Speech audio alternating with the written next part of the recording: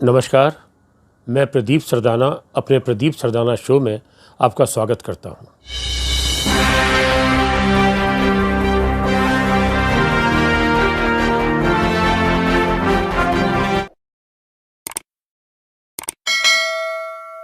आज हम बात करेंगे हास्य अभिनेता बीरबल की। बीरबल फिल्म संसार के एक ऐसे अभिनेता रहे जिन्होंने अपने लगभग 55 बरस के फिल्म करियर में 600 से ज़्यादा फिल्में की और सिर्फ हिंदी की ही नहीं, पंजाबी, भोजपुरी, तमिल, गुजराती, राजस्थानी और भी कुछ भाषाओं में फिल्में की। और बीरबल जितने अच्छे अभिनेता थे उतने अच्छे इंसान भी थे। हालांकि मुझे इस बात का बहुत दुख है कि हाल ही में उनका निधन हो गया और उनके निधन से मैं बहुत क्षुब्ध हूँ। मुझे जब उनके निधन का समाचार मिला तो मेरा दुख इसलिए भी बढ़ा कि वो मेरे एक अच्छे दोस्त थे और हमेशा पिछले करीब 30-35 सालों से बराबर मिलते रहते थे, बात करते रहते थे। वो जब दिल्ली आते थे तब मेरे पास आते थे, मुझसे मिलते थे। वो दिल्ली के ही रहने वाले थे, पंजाबी बाग में वो बहुत बरस रहे, यहाँ वो पढ़े भी। और मैं भी जब मुंबई जाता था, जब भी मौका बनता था, उनसे समारोह में या कभी उनके घर पर उनसे मिलता रहता था। बीरबल जिस तरह के अभिनेता रहे, जिस तरह का उनका ज्ञान था, जिस तरह की उनकी नॉलेज थी, जिस तरह उनकी समझ थी, वो एक दार्शनिक भी थे। ये बात लोग नहीं जानते। हालांकि क्योंकि वो हमेशा हंसते रहते थे और बहुत सिंपल, बहुत सादे इंसान थे। उनमें ज़रा भी अहंकार नहीं था, इतने मिलनसार थे और लोगों की मदद करते रहते थे। कोई उनको धोखा दे दे, उनको पैसा ना दे, पेमेंट ना दे, उसकी भी वो शिकायत नहीं करते थे, उससे भी वो खुशी रहते थे। इस तरह के इंसान फिल्म इंडस्ट्री में बहुत कम होते हैं, इसलिए बीरबल मुझे और भी ज़्यादा पसंद थे। बीरबल की बहुत सी बातें मुझे याद आ रही हैं आज कि जब भी मिलते थे बहुत सारे अपने किस्से बताते थे और उनको इतने किस्से याद थे क्योंकि फिल्म इंडस्ट्री में कोई ऐसा फिल्मकार नहीं रहा उनके दौर का जिसके साथ उन्होंने काम ना किया हो।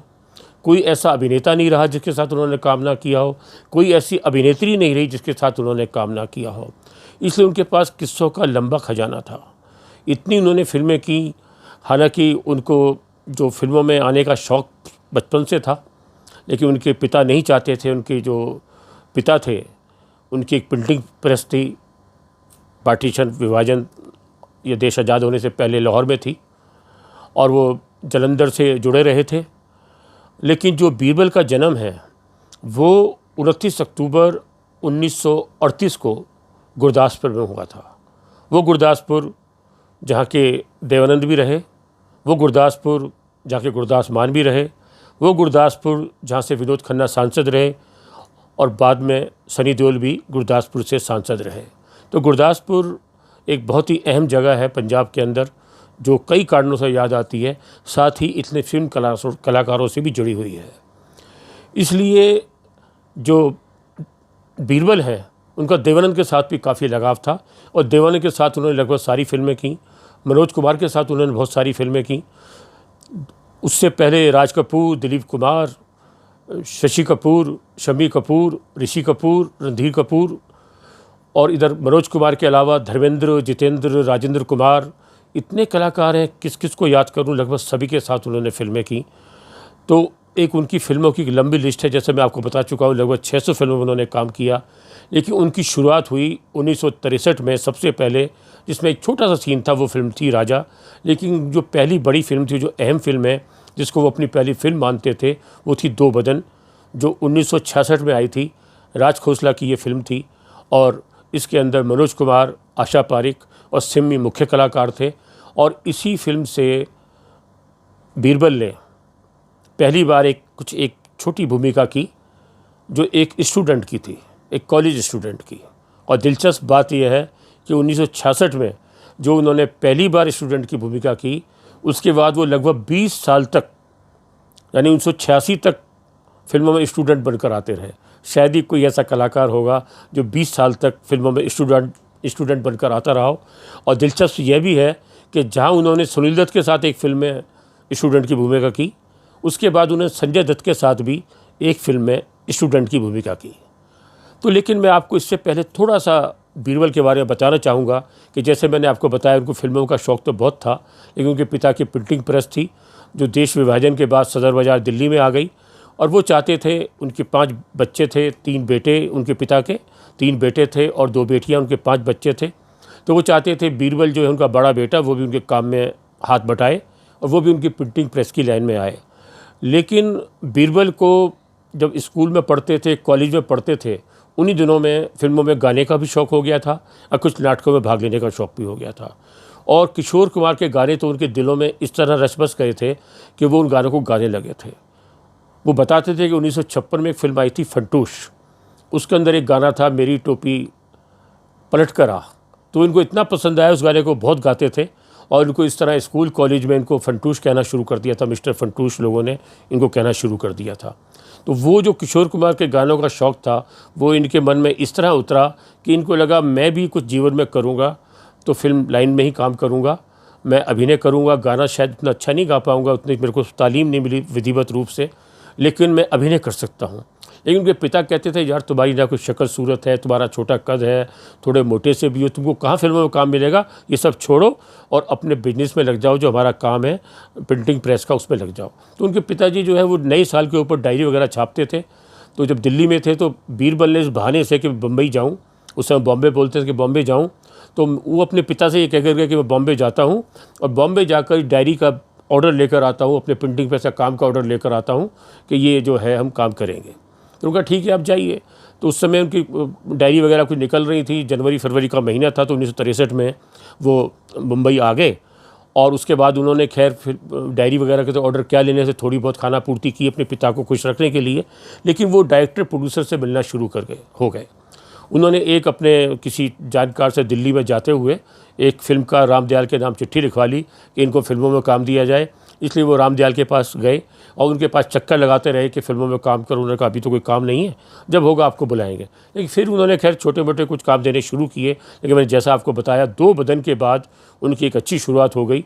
और तब तक उनका नाम जो असल में बीरबल का नाम है बहुत कम लोग जानते हैं। बीरबल उनका फिल्मी नाम है, उनका नाम था सत्येंद्र कुमार खोसला। तो जब ये 2 बदन फिल्म बन रही थी उसके बाद राज खोसला और मनोज कुमार की एक और फिल्म बन रही थी अनीता, जिसमें साधना भी थी, तो उसमें भी उन्होंने बीरबल को लिया।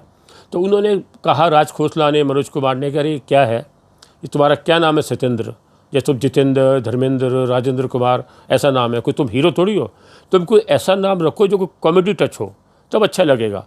तो उन्होंने कहा अच्छा चलिए रख लेते हैं। तो उन्होंने बहुत सोच विमर्श किया, काफ़ी वो किया। उसके बाद इनको लगा कि बीरबल नाम जो है ये फाइनल किया जाए। तो ये बीरबल नाम है वो चाहे सत्येंद्र कुमार खोसला ने खुद सजाया था, लेकिन मनोज कुमार और राज खोसला ने इसको ओके किया।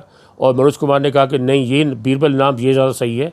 वो बीरबल जो अकबर के वजीर होते थे अपनी बुद्धिमत्ता के लिए जाने जाते थे, लेकिन अपने हास्य के लिए भी जाने जाते थे। तो मनोज कुमार ने मजाक में कहा लेकिन तुम वो फिल्मों की बीरबल हो जो अपने मन बुद्धि रोल के साथ अपने हास्य के लिए जाने जाओगे।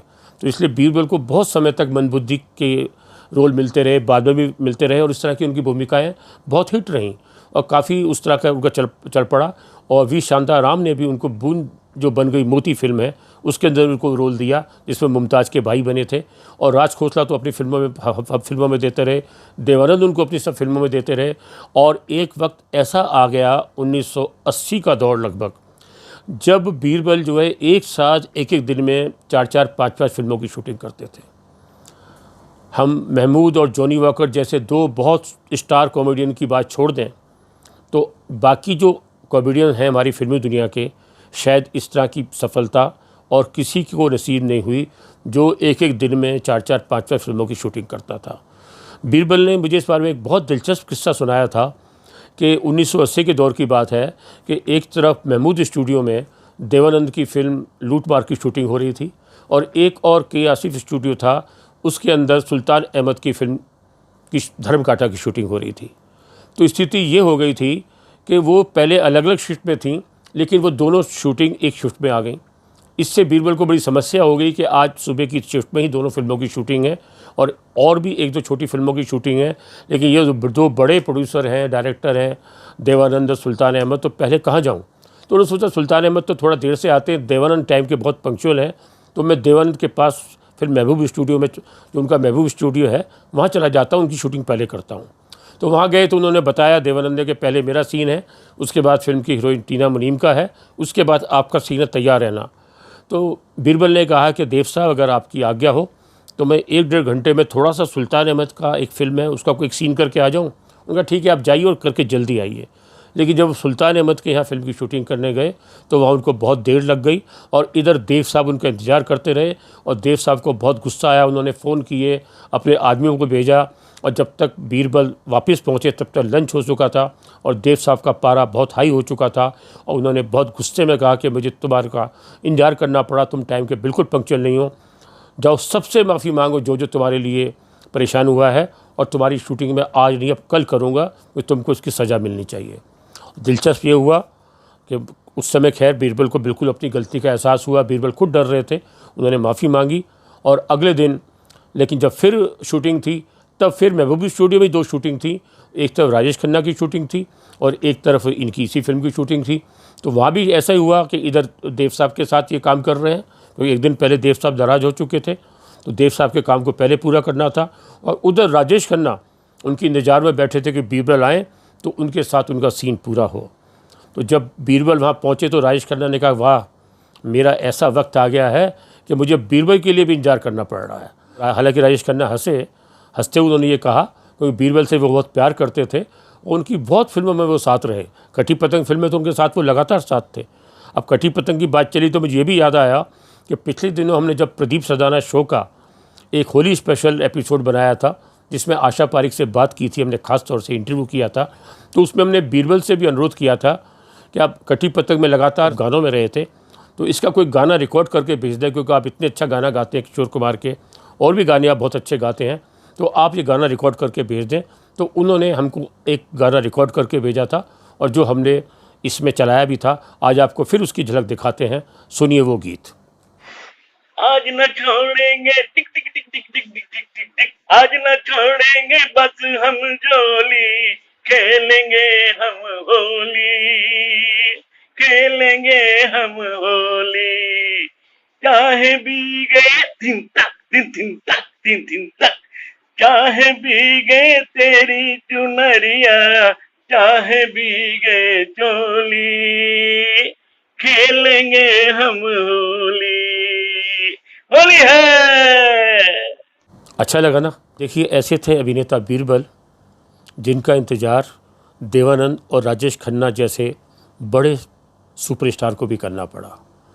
हम बीरबल की फ़िल्मों की बात करें तो उनकी बहुत सारी फिल्में याद आती हैं, शुरुआती फिल्मों से ही लें और अभी तक लें। उनकी अभी लास्ट फिल्म जो अभी कुछ महीने पहले ही रिलीज़ हुई थी 10 नहीं 40, अनीता, मेरा साया, बूंद जो बन गई मोती, 2 रास्ते, फिर रोटी कपड़ा और मकान, मनोज कुमार की और भी फिल्म क्रांति, शोर, संतोष, क्लर्क, इन सब फिल्मों में उन्होंने काम किया। अमीर गरीब देवानंद के साथ, उसके बाद फिर उनकी और भी लूट मार, देश परदेश, इश्क इश्क इश्क, वाराणसी बाबू और भी बहुत सारी फिल्मों में उनके साथ उन्होंने काम किया।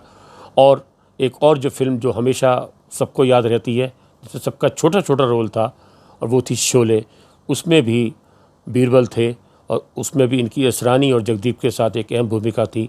वो भी इनकी छोटी सी भूमिका हमेशा याद आती है।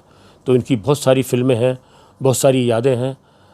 तो देखिए बीरबल अभी भी, अब देखिए वो अगले महीने 85 साल के होने जा रहे थे, तो अभी भी वो इस उम्र में भी इतने एक्टिव थे। उनके घुटनों में ज़रूर दर्द रहता था, उससे थोड़ा परेशान रहते थे चलने फिरने में, लेकिन हमेशा एक्टिव रहते थे। अपने वीडियो बना के मुझे भेजते रहते थे और लोगों को भेजते रहते थे, बात करते थे, हंसी मजाक करते थे और सभी के लिए अच्छा कहते थे, किसी की बुराई नहीं करते थे। गानों को उनको इतना शौक़ था, उन्होंने प्रधानमंत्री मोदी को लेकर भी एक गीत बनाया, उसका भी एक वीडियो जारी किया। और एक बात कहना चाहता हूँ, ये हमारे देश की खुशकिस्मती है कि जो हमें मोदी साहब जैसा पीएम मिला है। उनके लिए मैंने चंद लाइनें लिखी हैं, तो मैं आप लोगों को सुनाता हूँ। मोदी बड़ा प्यारा, पब्लिक का दुलारा, मोदी बड़ा प्यारा, पब्लिक का दुलारा, भारत की है शान ये मोदी हमारा, अरे भारत की है शान ये मोदी हमारा, बड़े बड़े काम करे, दुनिया में नाम करे, अच्छे अच्छे काम करे, दुनिया में नाम करे, पब्लिक को मोदी बिना कुछ ना भला लगे, पब्लिक को मोदी बिना कुछ ना भला लगे, मोदी है महान भारत की शान, मोदी है महान भारत की शान। नमस्कार।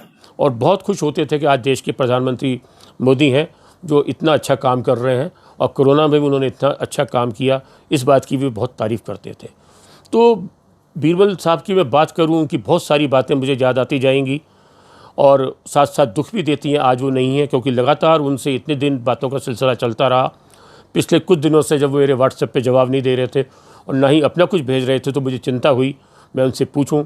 अभी कल ही जब मुझे 12 सितंबर को पता लगा कि वो नहीं रहे, तो मैंने उनके परिवार से बात की, तो मुझे बताया गया कि वो पिछले कुछ दिनों से बीमार चल रहे थे। उसके बाद उनको हार्ट अटैक हो गया और फिर उनको कोकिलाबेन अस्पताल में दाखिल किया, लेकिन वहाँ उनकी स्थिति ख़राब हो गई। हालांकि थोड़ी देर पहले तक, एक रात पहले तक वो बात कर रहे, हंस रहे थे, हंसी मजाक कर रहे, थोड़ा बहुत खाना नहीं खा रहे थे। लेकिन 12 सितंबर को सुबह से ही दिक्कतें होनी शुरू हो गई। उनके कुछ शरीर के अंगों ने काम करना बंद कर दिया और शाम 6:30 बजे हार्ट अटैक होने के कारण उनका निधन हो गया। अब उनके निधन पे, हालांकि देखिए, इतने अभिनेताओं के साथ काम किया, बड़े बड़े एक्टर्स के साथ काम किया, लेकिन उनके निधन पर सिर्फ उनके वही कुछ कॉमेडियन दोस्त ही आए जो उनके दिन रात के दोस्त थे। बाकी बड़ा फिल्म सितारा कोई भी उनके संस्कार के समय उनके यहाँ नहीं पहुँचा।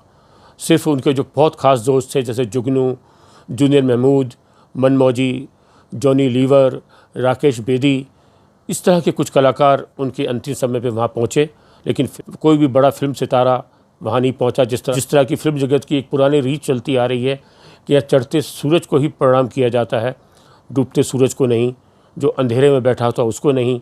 तो बीरबल के निधन पे कोई बड़ा सितारा, इतने बड़े सितारे सबके साथ उन्होंने काम किया, सभी वो लोग हैं, कोई उनके यहाँ नहीं पहुँचा, तो इस बात का दुख है। लेकिन इस बात की खुशी है कि बीरबल ने इतना अच्छा काम किया, चाहे उनकी छोटी छोटी भूमिका थी, लेकिन अपनी छोटी छोटी भूमिकाओं में वो जान डाल देते थे। और किशोर कुमार के गाने इतने अच्छे गाते थे। इसके साथ वो ओम प्रकाश, देवानंद और किशोर कुमार की मिमिक्री भी बहुत अच्छी करते थे, बहुत अच्छे किस्से बताते थे और इन्हीं की आवाज़ निकालते थे, तो लगता नहीं था कि ओम प्रकाश बोल रहे हैं या कोई और बोल रहा है। एक दो बार तो ऐसा हुआ कि ओम प्रकाश नहीं थे, तो उनकी डबिंग करनी थी, तो बीरबल को बुलाकर उनकी डबिंग कर दी गई। जब ओम प्रकाश को ये पता लगा तो उनको बहुत गुस्सा आया और वो हंसी मजाक उनसे करते थे। उनकी आदत थी, ओम प्रकाश हंसी मजाक से गालियाँ भी बहुत देते थे। उन्होंने बीरबल को खूब गालियाँ दी, लेकिन बाद में ये भी कहा कि तुम बिल्कुल मेरी तरह ही बात करते हो, लगता ही नहीं कि मैं बोल रहा हूँ, मैं खुद भी शायद धोखा खा जाऊँगा कि ये मेरी आवाज़ है, किसी और की आवाज़ है। इसी तरह एक और अच्छी बात यह भी है कि उन्होंने किशोर कुमार को भी एक बार अपना गाना सुनाया। किशोर कुमार के गाने वो हमेशा गाते थे। उनके एक दोस्त ने उनको कहा कि ये बीरबल जो है, आपके गाने बहुत गाते। एक फिल्म की शूटिंग थी, किशोर कुमार के साथ भी उन्होंने बहुत फिल्में की, तो उन्होंने कहा अच्छा ज़रा मुझे गाना गा के सुनाइए। तो बीरबल ने उनको एक गाना गा के सुनाया अपना, माना जनाब ने पुकारा नहीं, बहुत डरते डरते गाया। लेकिन किशोर कुमार ने कहा नहीं, कौन कहता है कि तुम मेरे गाने बुरे ढंग से गाते हो, तुम मेरे गाने बहुत अच्छे ढंग से गा रहे हो, गाते रहो, मुझे अच्छा लगा। तो हमें भी बीरबल की बातें जो हैं वो बहुत अच्छी लगी और उम्मीद है आपको भी अच्छी लगेंगी। यदि आपको हमारा ये एपिसोड पसंद आया हो तो इसको लाइक करें, इस पर कमेंट करें, इसको शेयर करें, और यदि अभी तक आपने हमारे इस चैनल को सब्सक्राइब नहीं किया तो इसको सब्सक्राइब भी कर लें और इसका बेल आइकन भी दबा दें, जिससे आने वाले समय में हमारे सभी वीडियो आपको समय रहते मिल सकें। नमस्कार, जय हिंद।